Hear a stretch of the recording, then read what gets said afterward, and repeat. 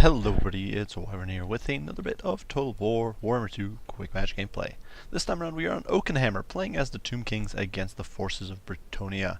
So this is definitely a bit of a matchup that's generally advantageous to the Tomb Kings. The Tomb Kings have some really solid anti-large options, both their shooting as well as their monsters. And they've got decent anti-large infantry to boot. Honestly, they're one of the factions that's kind of oversaturated with anti-large options. So that tends to be tough for Brettonia, especially because Brettonia doesn't have the greatest AP on most of its cavalry. Most of its anti-large options tend to be non-AP. They tend to be easy to block off, and Tomb Kings can usually bring sort of a swarm of infantry to really support their monsters, which makes it tough. Big single model monsters stacked on top of infantry is one of the toughest things to crack in this game, and Brettonia, which is really reliant on cavalry, which is very easily countered by this sort of strategy, definitely struggles. But going into this, nonetheless, you obviously still have to be wary of different sort of strategies and different builds, and so I decided to go with a bit of a wide, more infantry-heavy and shooting-heavy build. So for my lord, I decided to bring Cetra, who's actually about a quarter of my army in cost. He is in the Chariot of the Gods. One of the cool things about the Chariot of the Gods is that it's actually very...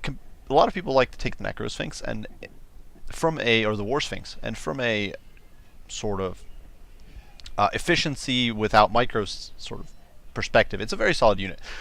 Basically, it's a jack of all trades. It'll do okay against large. It'll do okay against infantry. It's very hard to kill. It's hard to bog down because it's got decent mass. But honestly, it doesn't do that much damage to infantry. It doesn't really deal with them that much. And with this composition, I already have a bunch of anti-large. So Cetra's mostly here for the spell power, mostly here to mop up infantry mobs very, very efficiently. And you can see with 5,500 HP, with 110 armor, monster weapon strength, and honestly very solid melee stats, even on the Chariot, he's definitely going to be no pushover. He does, of course, have the AoE buff Unyielding Will, as well as Tra's Incantation of Righteous Smiting for the arrows, Wrath of Tra, the explosion. He does have Usirian's Incantation of Vengeance to slow enemies down, and Nero's Incantation of Protection, basically just to proc my trait constantly, the Restless Dead. Finally, we do have the Blessed Blade of Tra for that blind, which I think is honestly an awesome ability and definitely well worth bringing. Alongside him, we do have a Skeleton Archer unit and or Skeleton Archer Chariot unit.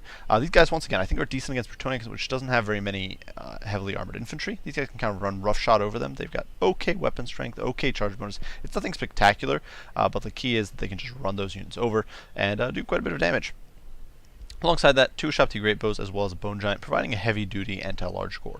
And these guys can honestly mince through basically any Brettonian cap pretty efficiently given the time to work. But obviously they can be sort of kited around. They can be overwhelmed, and definitely need to watch out. If your opponent goes very infantry-heavy and busts your front line, these guys will not really do that great against infantry mobs, so you have to be wary of that. Outside of that, we do have 2 units of Tomb Guard, or 4 units, sorry, of Tomb Guard, 2 of Skeleton Spears, as well as the Kingmaker Scorpion Legion, providing a sort of all-around defense. Tomb Guard will basically beat every Brettonian infantry, except maybe Foot Squires and some of the Regiments of Renown. Skeleton Spears, well, no, they're just the unit to bog enemies down. You can see, unfortunately, the Bone Giant and the Ushapti both on fire at will. The Bone Giant's going to waste its first shot on these peasant mobs, so definitely not ideal. But my opponent here going with a bit of an interesting build. You can see him immediately lose 10 peasants, so the Bone Giant obviously paying its dues. But in all seriousness, not a terrible idea. I do think that the 2 Grail Relics is a little excessive. They are still 500 gold apiece, so I personally am not a fan of Grail Relics nowadays. I don't really think that, especially not against Tomb Kings who aren't necessarily that big on Terror Shock. Even though they do have constant fear, I just don't think it's that useful. But nonetheless, 4 peasants are going to be more than enough to bog down any pushing and any sort of pressure I might try to use with my infantry or monsters or any. They're just there to soak up damage. You can see though these knights. My opponent did bring 2 units of knights on this flank, Knights of the Lionheart as well as Knights of the Realm, and then another unit of knights over here, the Realm over here. So it's very cheap cavalry, but nonetheless anti-large and reasonably effective against large units. These guys actually have magic and fear, so they do provide encourage. So Knights of the Realm, definitely an interesting choice. I would personally think Questing Knights are a little better just for the AP, but nonetheless, these guys are definitely going to be a bit of a nuisance. My opponent's second line, which is definitely more significant here, a whole bunch of peasant bows with fire arrows, an absolutely brutal tool against the Tomb Kings, who don't tend to have a lot of armor, and on their infantry at least. And fire does get bonus damage against most of their lords, who do have fire weakness. Up in the sky, a Prophetess of Life coming in with Dwellers Below, Regrowth, Shield of Thorns, as well as Flesh to Stone. Interestingly enough, no Earthblood, but she does have all her other abilities, which I'm a little surprised by. I don't think Channeling Staff is really worthwhile. Arcane Conduit, of course, very solid, and Assault Stone not bad, but I'm definitely a little surprised by Channeling Staff. I don't think it's worth, and definitely an interesting spell selection. Though potentially very good with a very non-AP heavy army. A bunch of Battle Pilgrims, the Holy Wardens of Tal, some Men-at-Arms with Pole Arms, Beast Slayer's Bastion, all that good stuff. So definitely a very solid infantry heavy build. You can see my opponent outnumbers me about 2 to 1. And you can see over here, I got a few shots off with the Shopti and then immediately pulled away. My opponent sort of ducks into cover here. He's only lost a handful of knights so far, but still, we're doing something. We do push out here with the Tomb Guard to mop up these annoying peasants. We don't want them being too much of a nuisance. And our chariots are going to plow through and kind of run these guys over. You can see already up to 6 kills here, Citra up to 4. Definitely running these clowns over. And the silver shields on the Tomb Guard are going to mean that this archery isn't going to be overly effective. Fire archers will crush, say, skeleton archers. They'll absolutely devastate them. But against Tomb Guard, honestly, you can see these guys with their 50 armor and silver shields are honestly holding up pretty well. The poor peasants really not having a good day. And anytime my chariots do get into the back line, you can see the skeleton chariots do dive in here. Citra, in the meantime, sweeps through this flank here, crushing these peasant mob, and it's going to expose these Grail Relics, which pushed in to help, to being hacked to death by the Tomb Guard. Big mistake, in my opinion, on my opponent's part, pushing it forward with the Grail Relics. Should have just let the peasants... If you wanted to soak up with the peasants, you could have just kept them as a zoning tool here. I didn't really have the shooting to shut down the peasants, so there was no real reason to commit there. But unfortunately for him, you can see the Skeleton Archer chariots raking in dozens of kills, already up to 54, and actually routing 2 of the units of archers, so definitely some brutal stuff. And the beast, and honestly, my opponent just doesn't have the tools to stop them. Now, sure, he's got Beast Slayers of Bastion. He does have these Holy Wardens of Tal. He's even got some pole arms somewhere. But it's just not really enough to bog these guys down. And you can see the Bone Giant there firing away. Citra does quite a bit of damage here on the grind, crushing some of these peasants. And of course, friendly fire is probably going to happen here. You can see we're up to 60 kills on these Skeleton Archers, so definitely doing okay. Here in the pits, Tomb Guard is going to kind of chop down this Grail Relic for most part, though they're actually wandering off right now. It's just a little bit of a mistake, but what can you do? Here in the pits, we're beating down the Grail Relic. The Shopti haven't really done too much shooting. They've gotten about a volley off. And already done some damage to the Knights, and unfortunately you're wasting a little bit of ammo, honestly, trying to snipe the Prophetess of Life, but this ammo would have probably been better used on these Knights on the flank, but it is what it is. We tried. That said, a lot of damage here with the, coming in against these Beast Slayers of Bastion, these Holy Wardens, and all those units. And of course my opponent doesn't really have the greatest tools here to shut down the Tomb Guard. He could try to charge him with the Knights of the Realm, but then he's risking getting bogged down. He's risking getting I could obviously block him in with Skeleton Archers, Chariots. I could block him in with Citra, who is over here grinding this really under in melee. Not the ideal situation for him, but he can do okay. My opponent does get a little charge here on my Tomb Guard, who's facing the wrong direction, and yeah, unfortunately their marker is all the way over here, but they're over here, so a bit of bad, I don't know, game mechanic there. But regardless, we do run down the Grail Relic here. You can see the Corpse Knight dying once more, along with his useless pilgrims there. But Citra up to 64 kills. And the mob of chariots up to 60 still, so they've done well. And you can see my opponent has kind of wasted his Grail Relics there, which in my opinion was a big mistake. Unfortunately for me, you can see his Knights now taking that peppering damage as they've been trying to flex around to shut down the Tomb Guard, and whenever they poke out, they start taking damage. And the simple fact is that over time, they're losing about a model a hit.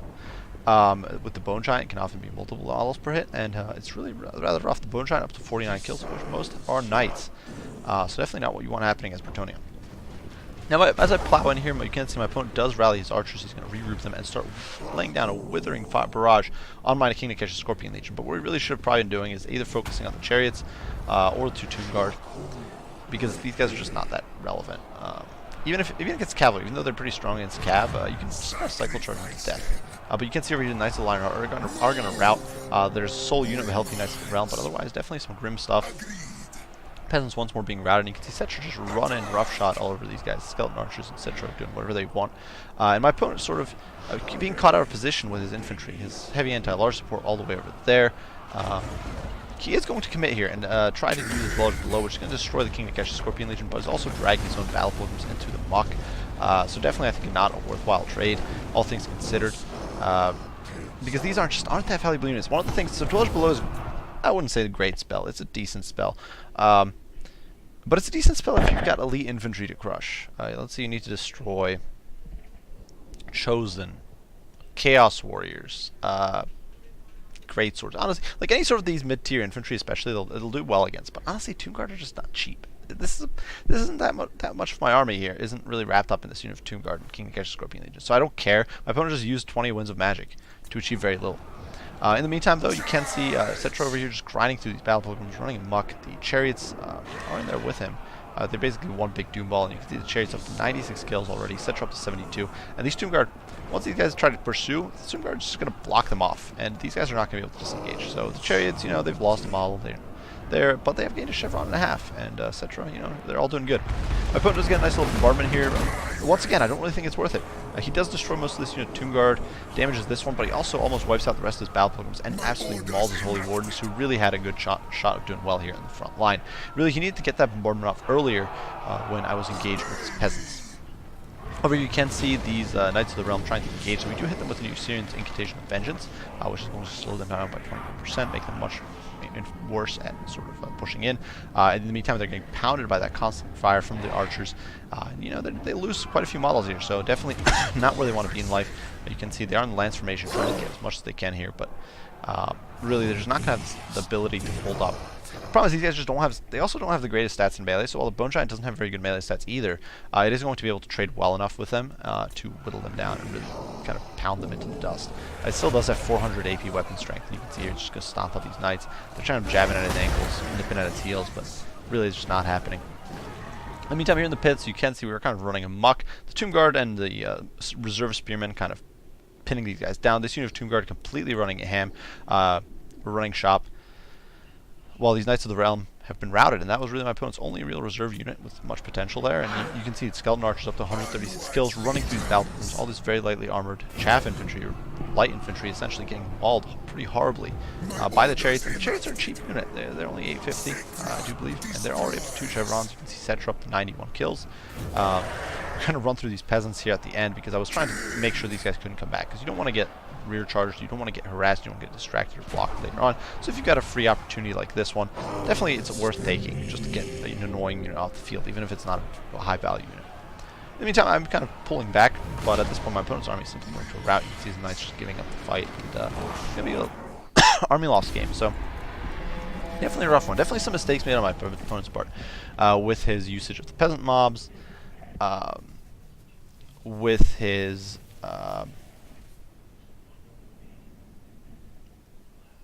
usage of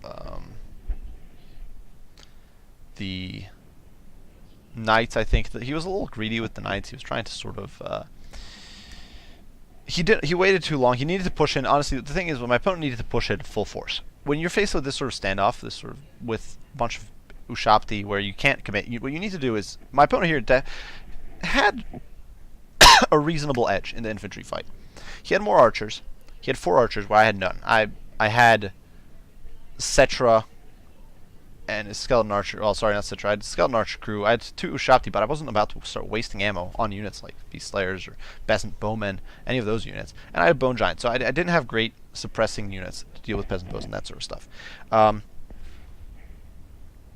simply had a front line of Tomb Guard, backed by, and those guys couldn't take that sort of sustained fire. So what my opponent really, in my opinion, should have done is pushed in with the peasant mobs, just use them as a zoning tool, and then just bombarded the Tomb Guard. Over time, the peasant bows with fires will honestly, they'll burn through those silver shields. They'll burn through the defensive characteristics of the Tomb Guard. They would have forced me to make a push. At that point, my opponent could have committed his battle pilgrims, gotten a bit of an envelopment because he did have a numbers edge, and I didn't really have the tools to do good flanking maneuvers. It's important to keep in mind that if you push in and you've got this sort of anchor of battle pilgrims flanked by these pole arms, I could try to push through the center with the skeleton chariots, etc., but he should have some reserves. He'll probably have some peasants and some blocking troops. He can always pull the Knights of the Realm back in and collapse on the flanks and block my large units, and that's something I don't want to risk. And my large shooting, honestly, can't fire that well into the mix. I could definitely be doing quite a bit of friendly fire on accident there. So my opponent, by playing that slow and steady game, definitely kind of played into my advantage. Now, am I saying he would have won guaranteed if he just pushed into me and been more cohesive, sort of done that slow barrage, pulled up his infantry and tried to engage? Maybe not. Maybe not. I don't really know. But I definitely think that trying to go slow like that just plays into the Tomb King's hands. A lot of these units are all about the slow grind. As you can see, one of the other cool things I want to mention here, now obviously the Bone Giant and the Ushapti, great tools against large targets, and it definitely shows in their kill counts. Most of these kills were against Knights. 77 kills, most of which were against Knights of the Realm, which honestly, it's still paying for itself on the Bone Giant. Shopti probably paid for themselves as well.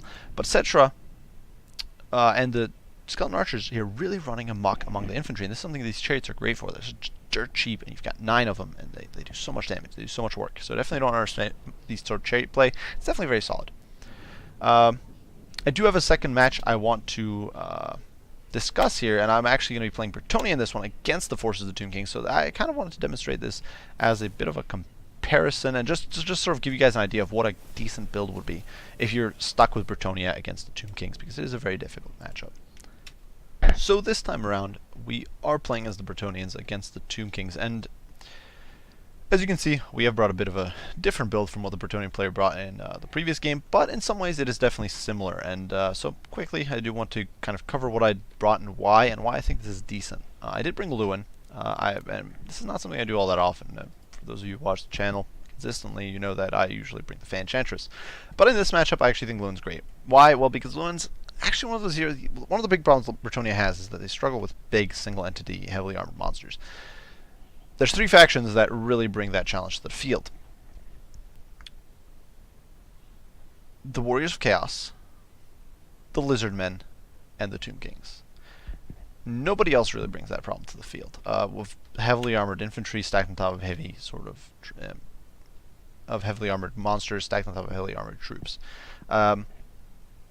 With Lizardmen, I usually make an exception and bring the Enchantress because I usually bring the Green Knight, who is a bit of a cheesy pick in that matchup, but he's incredibly potent. King Lewin, though, very solid. He's got AP, he's got very solid weapon strength, melee stats, all that's good stuff. Very mobile. More importantly, he's got built-in regen, he's got Foe Seeker, Standard Ground, Lion's Shield, Sword of Corone, which is a great debuff. Brettonia doesn't have too much access to melee defense debuffs, so this is very nice to have. Of course, he has Fear Terror, which is irrelevant in this matchup. He does have some built-in physical resist, even more right now because he's got a Paladin near him. So all in all, he's a good guy. Plus, he gives Frenzy when he's below 50% HP. Alongside him, we do have a Paladin, who I did bring in with the Charmed Shield just to be a little tankier. He's got Deadly Onslaught, Foe Seeker, more importantly, Guardian, which buffs Lewin even further. So we're going to have a bit of an anti-large goon squad here. These guys, Paladin, not the most amazing against large. He does have a bonus for his large, but his weapon strength is not AP, and it's not the greatest. But, you know, he's decent. He'll make it work, especially with Cycle Charge. The front line here, composed of a single unit of the Holy Wardens, backed by 3 peasant mobs. So very similar to what my opponent brought in the last match. Unshielded sort of chaff infantry, single heavy duty holding unit, 3 polearms in the back to hold any, say, Shopti or act as a reserve if my opponent starts pushing through. These guys will have act as a reserve. A Damsel of Life with Regrowth and Earthblood, nothing too fancy. She does also have a Scroll of Shielding and the Power Stone, and of course Life Bloom, and then 3 units of Peasant Bows with Fire Arrows, which I think are great in this matchup. They definitely melt that cheap, annoying infantry. On the flanks, 2 very elite units, Companions of Canals as well as a Green of Grand Lights. Why elite instead of cheap when your opponent might have such good counters? Well, because these guys can actually beat some heavy units if they need to. One of the big problems with Knights of the Realm, in my opinion, is they're just not that good at killing stuff. Even cheapish infantry can tank them for a while and be a major nuisance. They're not on the level of Reichsguard, for example. They're just not that good. Yeah, they have some bonus against large, but they're just not that good of a unit. I definitely think a single unit of Grand Lights is definitely, and Companions of Canals is better than 3 units of Knights of the Realm by far, even if they might be a little more susceptible to heavy sniping. Now for my opponent's build, in some ways similar to mine, he did definitely do something differently here. He's got very much heavier infantry core, so a front line of Skeleton Warriors, 2 Skeleton Archers, obviously a whole bunch of Tomb Guard with Halberds for that anti-large, Cetra on foot, which is a little surprising. He actually doesn't have any spells either, so he's on foot and without spells. 2 Skeleton Archers for the shooting, 2 Skeleton Spears on the flanks for more anti-large, Necropolis Knights with Halberds, and then a Sphinx of Usef. I do think a bit of a mistake here is that he doesn't have any spells, etc. You should always try to have at least 1 spell. I can understand why you wouldn't. And the worst part is he actually has this trait that procs when you cast spells. So honestly, if you're going to bring Cetra and you don't bring spells, I think it's a little bit of a mistake. You don't have to go super intensive on him, but even if it's just 1 spell, even if it's an Arrow's Incantation of Protection, it can be a great choice. Regardless, you can see here I'm doing a little bit of cheeky actions here, diving in with King Lewin. This was actually a bit of a misclick. I didn't intend for this to happen, but you can see we're going to take a bit of damage. Louis, of course, not the best melee defense, but we'll be able to wall our way out before anything bad happens. Anytime my opponent here taking his Necropolis Knights with Halberds over to this flank, perhaps trying to get a bit of an envelopment, as you can see, I deployed my cavalry very much in hidden areas. Something you'll want to do is go fairly wide. As you can see, I'm keeping King Lewin here running for dear life, but the Paladin, keeping him up in the air. I don't want the Paladin to come down. He doesn't have regen, and I don't want to be wasting healing on him at this moment. So you can see Louis here with Foe Seeker is going to be able to get up in the air and outrun the Sphinx, and all's good in the world. In the meantime, we are kind of positioning our infantry forward. We're pushing forward and slowly but surely sort of lining up the front. My priority is killing the archers with my archers, and if those are gone, then I can kind of barrage everything else safely. In the meantime, over here on the flank, you can see the Grail Knights coming out of the woodwork and immediately charging into the Necropolis Knights. Grail Knights on the charge, of course, one of the most amazing units in the game. If we can watch here, slow-mo, as these Knights just charging in, Rohirrim style, and just plowing into these Necropolis Knights with halberds, just completely dumpstering them on the charge. And you can see just how big the difference is with Lance Formation. You can see just how much damage they do on the charge, just completely tearing through these guys. And these guys are already down by about a third of their HP. They've already lost multiple models. Definitely a huge struggle. The Grail Knights only lost 3, so definitely doing well. And we are actually trying to get a spell off with our spellcaster, but she's just not close enough at the moment. Nonetheless, doing very well. We get a regrowth off. These guys are probably not going to lose any models, and they're probably going to do fine. Perhaps a bit wasted, but it is what it is. In the meantime, over here, the Fire Archers are slaughtering the Skeleton Archers. My opponent does commit his Skeleton Warriors into the fray. But we're going to be able to but the Peasants, the thing is, so Skeleton Warriors, while they will beat Peasants, they'll beat them fairly reliably. It's going to take a while to cleave through Peasant mobs. And the Peasant mobs are not going to rat. This is why I think those Grail Relics, by the way, are a waste of money. Because despite the fear, Tomb Kings just don't have the Terror mobs. My opponent's only Terror unit is over here. It's one Sphinx. And they're not going to do that much damage to you, and if they're doing enough damage to rat your Peasants, it really isn't going to make a difference. So you can see here we are definitely sort of pounding away. We're crushing these archers. They were being interfered with by the Tomb Guard, which meant they didn't get as much shooting as they needed to. One unit's already gone. Second unit is about to be suppressed, so my opponent is taking a lot of... Actually, we actually fired the Skeleton Warriors, which I didn't realize. But, you know, we are going to shift fire there. You can see these Skeleton Archers are not going to be long for this world with their pitiful armor of 10. They just can't hold up to this. And this fire was just so good with this cheap chaff. In the meantime, you know, Grail Knights came out of that fight with almost all their models and HP intact. Louis, regenning. He's actually coming back into this. And the Paladin also, basically, I think he might have lost a tiny bit of HP in that fight. I don't know. Did he lose anything? Did he lose a sliver? This is kind of a waste of time, isn't it? But I'm curious. Whatever, it doesn't matter. I'm not able to get that. It doesn't matter. Either way, you can see over here the archers rout or just fall apart. And now my opponent, you know, he's in a bit of a pickle. He's under constant archer fire. I still have reserves. I still have the Beast Slayers over here. I've pulled the pole arms forward onto the flank to shut down these Skeleton Archers or Skeleton Warriors. And if push comes to shove, I can always throw, say, a Damsel in to bog them down, just because my opponent's army is... Well, just because my opponent's army is, quite frankly, not very good in melee, except for the odd exceptions like Cetra and some of that Tomb Guard with halberds, and even they're not that great. Like, against cheap infantry, which is most of what I've got here, they're not that good. But you can see here the Grail Knights kind of running around. They have lost a few models here and there, but Louis able to dive in and do a lot of work, and in the meantime, you can see the Fire Archers just doing so much work. Even with the Silver Shield, just look at that damage pouring in from all those arrows. Just punching through those Skeleton Spears. Fortunately here, big mistake on my part, getting these Grail Knights bogged down in the fight where they really should not be. They should be running like for dear life here. And I let them get caught. So big mistake, but we are going to pull back and realize that.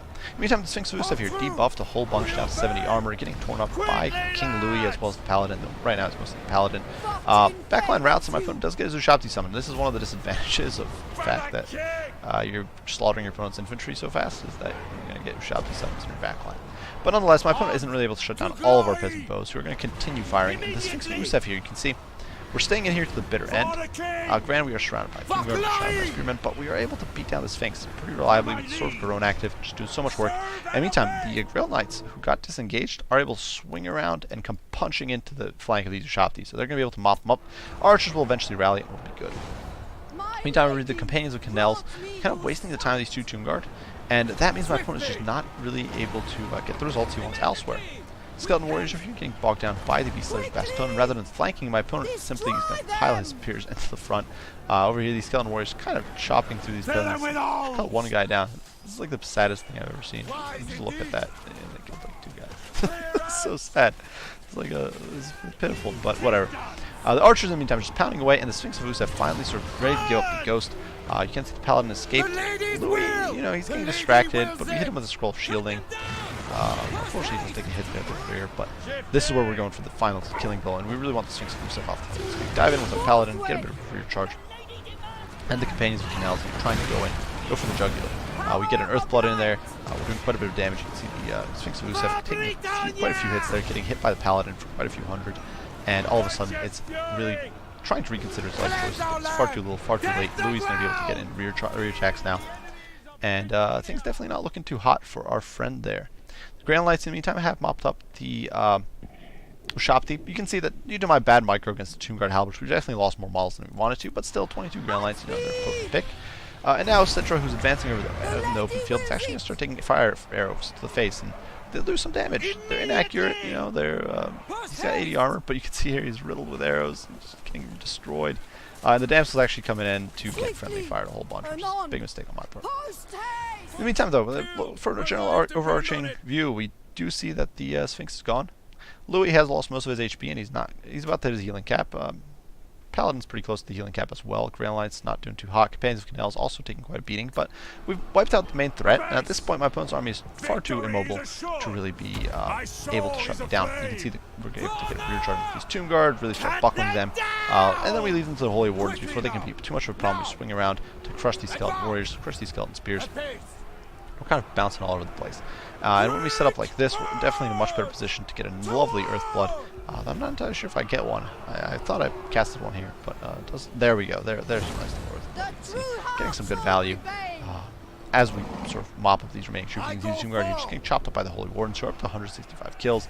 Citra here getting, with these pro Marine splits, you can see, these guys of course are basically Marines. You can see they've got their power armor and Gauss rifles. I'm just getting not even close, but hey, they try. You can see Citra's Curse there going off and damaging the peasants, but you know, with our pro splits, we do manage to pick Citra apart and distract him, and in the meantime, the rest of my opponent's army sort of crumbles to army losses. So, a little bit of a distracted haphazard cast there, but so I'm not going to say my opponent's build here is the most competitive necessarily. Personally, I do think if you're going to go for single model monsters, which is perfectly viable, don't get me wrong, I would bring a second Necro Sphinx, and I'd probably throw Citra on a horse. And that puts you in a position where you've got more than enough anti-large to deal with just about anything. So, yeah, I think that's the way to go.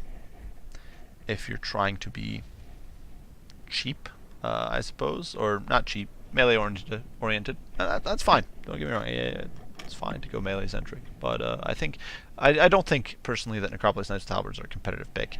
Here, with me casting a regrowth on my Grand Lights, which was arguably overkill, these guys only got 3 kills. Had I not cast overgrowth, they might have gotten like 5 or 6. That's how badly the Grand Lights dumpstered them on the charge. Honestly, these guys need some serious help. In my opinion, they need at least 6 more models, but whatever. Necropolis Knights, not in a good spot right now. The rest of this army, not bad. Definitely a bit of a problem here was the fact that my archers were very much able to suppress his archers. They've immediately forced them into the disintegrating state. You can see these guys got 0 kills. So they just got annihilated by my peasant bows. And that was it. These guys were goners. And then my peasant bows were free to just molest all these guys and destroy them over time. Peasant mobs, you know, they're not great, but they'll bog down skeleton warriors, which are 3 times their cost. It's just important to keep in mind that if you put things into perspective, a peasant mob is a third of the cost of these skeleton warriors, and they're bogging them down for an inordinate amount of time. And my opponent just wasn't able to bust through it. He didn't have the tools. He didn't really have the tools to pursue, and once he lost the Sphinx of Usef, he really didn't have much of an army, and the Necropolis Knights, he didn't have much of an army to deal with me there. So I definitely think this is a fairly competitive pick. Your build, I definitely made some mistakes in that game, letting Grand Lights get caught out by Halberds, letting Louis get caught out early on, and diving into those archers on accident, which is completely wasted. But, you know, we all make mistakes. But I do think this was a pretty solid build. You got a bunch of AP anti-large support tools. You got a holding line of peasants and Holy Wardens, some peasant bows with fire arrows. I definitely think Louis is a great choice in this matchup. For my opponent's build, like I said, you need a caster, and honestly, Citra can be your caster. It's fine, but put like 1 spell on Citra. You don't have to invest super heavily into spells. If you're going for a heavy single model build, Citra's fine. Just put him on a horse, probably, which costs like 100 or 200 gold, and give him like 1 spell. There's Incantation of Protection. It's good enough. It'll give you the tools to keep healing your troops with each cast. But otherwise, good game to my opponent, Luke Contier. I do hope you guys enjoyed the video. I hope you found it informative and maybe helps you with this matchup, which I think is a little rough for Brettonia. If you have any comments, any criticism, any other strategies you'd like to share, or any experience you've had, if you disagree with anything I've said, anything like that, be sure to share them, and I'll do my best to respond as soon as I can. As usual, guys, I do appreciate you watching, and I will see you all in the next one. Bye for now.